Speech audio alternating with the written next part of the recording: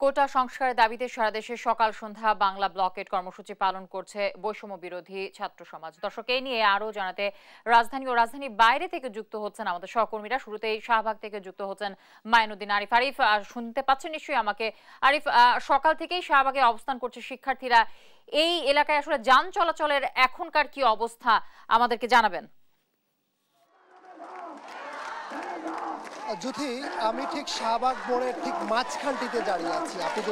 আমি যদি একটু বলি, গত কয়েকদিন যাবৎ কোটা বাতিলের দাবিতে ঢাকা বিশ্ববিদ্যালয় সহ দেশের সবগুলো বিশ্ববিদ্যালয় কলেজের যেসব শিক্ষার্থীরা রয়েছে তারা আন্দোলন করছে। আমি যদি একটু দেখানোর চেষ্টা করি, এই মুহূর্তে শাহবাগ চত্বরে শিক্ষার্থীরা এক হয়েছে।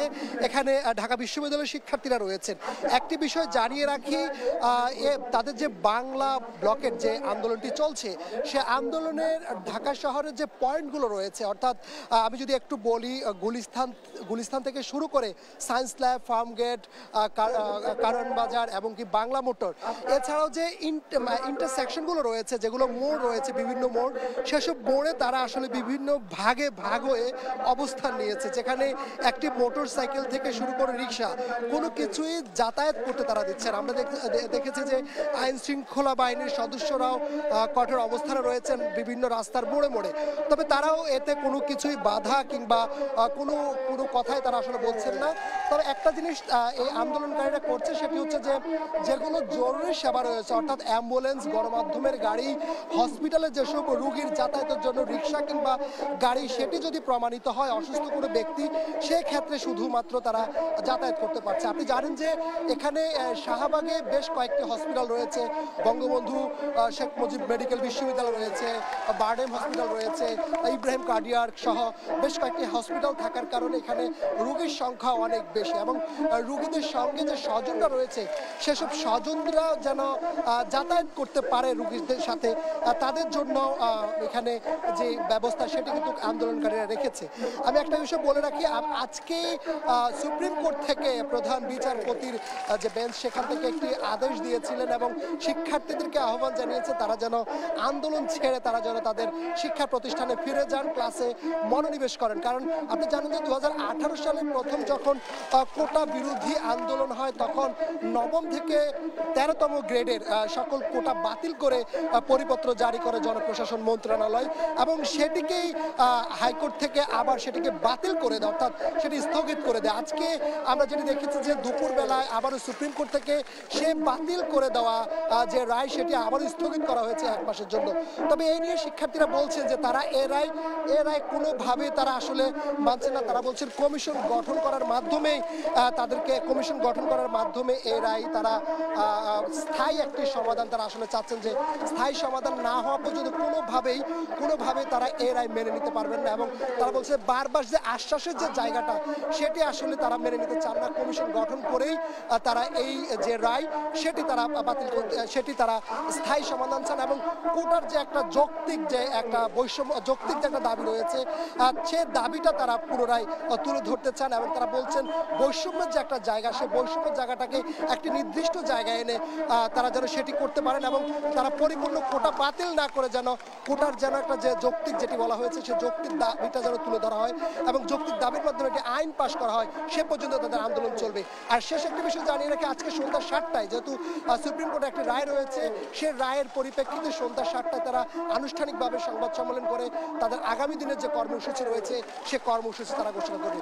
যদি এই ছিল শাহবাগ থেকে আমার কাছে কোটা আন্দোলনের সর্বশেষ সংবাদ।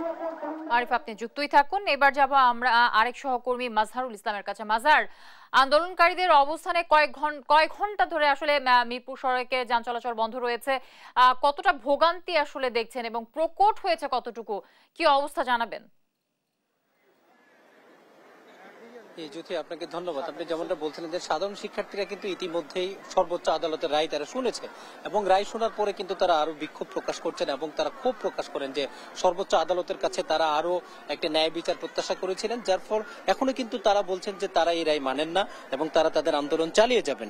এবং আপনাকে বলে রাখি, এই আন্দোলনকে কেন্দ্র করে কিন্তু রাজধানী স্থবির হয়ে পড়েছে। এক ধরনের বলা চলে যে গতিময় এই রাজধানীতে স্থবিরতা দেখা দিয়েছে। আপনি দেখতে পাচ্ছেন যে হিউজ পরিমাণ গাড়ি কিন্তু রাস্তায় দাঁড়িয়েছে এই গাড়িগুলো কিন্তু মানে চলছে না, তারা এসে এখানে আটকে গেছে এবং গাড়িগুলো কিন্তু শূন্য হয়ে গেছে, কোনো যাত্রী নেই, যাত্রীরা নেমে গেছে। আমরা যারা নিজেদের কাজের জন্য মূলত যারা রাজধানীতে বের হয়েছেন আমরা তাদের সাথে কথা বলেছিলাম, তারা যেটি বলেছে তারা যে ধরনের ভোগান্তিতে পড়েছে তারা সরকারের দ্রুত উচিত শিক্ষার্থীদের দাবি মেনে নিয়ে বা তাদের সাথে আলোচনা করে আর একটা যৌক্তিক সমাধান করা উচিত।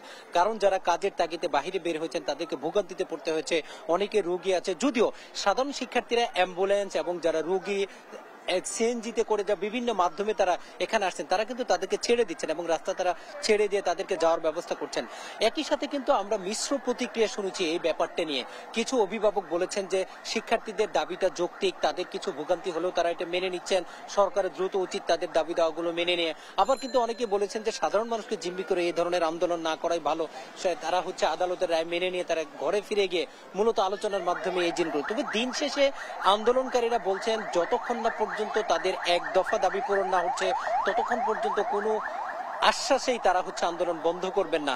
এরই মধ্যে কিন্তু শিক্ষার্থীরা এই তীব্র রোদ উপেক্ষা করে তারা কিন্তু আন্দোলন চালিয়ে যাচ্ছেন। কিন্তু এর ভোগান্তি কিন্তু আপনি দেখতে পাচ্ছেন যে সাধারণ মানুষকে হেঁটে যেতে হচ্ছে এবং এই তীব্র রোদ বিশেষ করে যারা বয়স্ক মানুষ তাদেরকে কিন্তু মারাত্মক ঝুঁকির মধ্য দিয়ে তাদের কিন্তু হাঁটতে হচ্ছে। আমরা অনেককে কথা বলেছি, তারা যেটা বলেছে অসুস্থ হওয়া সত্ত্বেও তাদেরকে যেতে হচ্ছে, কারণ দীর্ঘ সময় কেউ কেউ বলেছে 2-3 কিলোমিটার রাস্তা তারা হেঁটে হেঁটে পাড়ি দিয়ে এসে এখানেও তাদেরকে বিভিন্ন জায়গায় তাদেরকে এই ছাত্রদের বিক্ষোভের ফলে তাদেরকে আরো এক দফা বাধার মুখে পড়তে হচ্ছে। ফলশ্রুতিতে কিন্তু জনমনে তীব্র ক্ষোভ বিরাজ করছে এবং সাধারণ মানুষ যারা বলছেন সাধারণ মানুষকে এই ধরনের জিম্মি করে বা সাধারণ মানুষকে রাস্তার চলাচলের সুযোগ করে যেন তারা আন্দোলনগুলো করে এবং সরকারও যেন সাধারণ শিক্ষার্থীদের কথা মেনে নিয়ে তারা যেন তাদের দাবি দাওয়াগুলো মেনে নিয়ে দ্রুত সময়ের মধ্যে একটা সঠিক সমাধান করে এবং তারা যেন ক্লাসে ফিরে যায় এবং ঘরে ফিরে যায় এবং সাধারণ মানুষ যেন সঠিকভাবে সাধারণভাবে স্বাভাবিকভাবে তারা রাজধানীতে চলাফেরা করতে এবং তাদের কার্যক্রম করতে পারে, এটাই কিন্তু তাদের দাবি।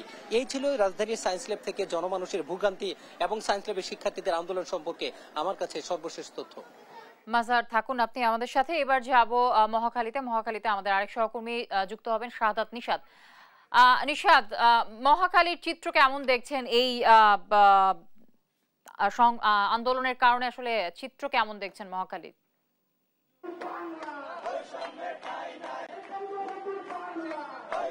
যেমনটি বলছেন আসলে আজকে কিন্তু সকাল থেকে আমরা দেখেছি রাজধানীর বিভিন্ন প্রধান সড়কে যে কোটার আন্দোলন, কোটার বিরোধের পক্ষে যে ছাত্র সমাজের আন্দোলন, সেই আন্দোলন কিন্তু যে ঘোষণা দিয়ে গতকালকে ঘোষণা হয়েছিল এবং সেই ঘোষণা অনুযায়ী আজকে সকাল 10টা থেকে 6টা পর্যন্ত কোটা বিরোধী আন্দোলন চলছে এবং আমরা এই মুহূর্তে অবস্থান করছি রাজধানীর মহাখালীতে এবং মহাখালীর আমতলীতে আমরা দেখেছি সকাল 10টা থেকে কিন্তু এখানে যে কোটা বিরোধীর যে আন্দোলন সেই আন্দোলন তারা চালিয়ে যাচ্ছে এবং তাদের যে দাবি সে দাবি অনুযায়ী 5% কোটা রেখে যে বাকি যে উন্নতি রয়েছে সেগুলো মেধার প্রেক্ষিতে সেই কোটাগুলো দেওয়ার জন্য তাদের সে দাবি তারা করছেন। এবং একই সাথে যদি আমি জানিয়ে রাখি আজকেও কিন্তু হাইকোর্টের রায় ছিল এবং সে রায়ের কারণে কিন্তু রায়েও কিন্তু তারা এই 1 মাস তারা সেটি কিন্তু পেছানো হয়েছে এবং সেই ক্ষেত্রে এই আন্দোলন সামনে আরো চলবে কিনা সে বিষয়টি কিন্তু তারা জানাবে এখনো আনুষ্ঠানিকভাবে জানানো হয়নি। যে কোটা বিরোধীর যে আন্দোলন সে বিরোধী আন্দোলনের যে সমন্বয় যারা রয়েছেন তারা কিন্তু এখন আন্দোলন চলে যাচ্ছেন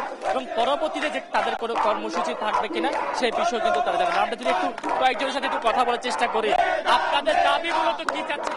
আমাদের এক দফা এক দাবি, প্রথম থেকে 20তম গ্রেডে সকল চাকরির ক্ষেত্রে বৈষম্যমূলক কোটা বাতিল করে একটা আদালতের নির্বাহী থেকে একটা রায়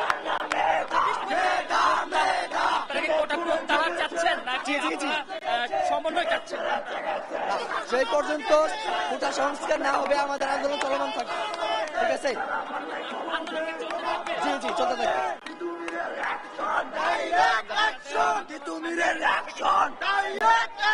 আমরা আমাদের কাঙ্ক্ষিত দাবি দেওয়া মেনে যদি না নেয় সরকার, মাননীয় প্রধানমন্ত্রী যদি না মেনে নেয় আমাদের দাবি দেওয়া, আমরা রাজপথে থাকবো।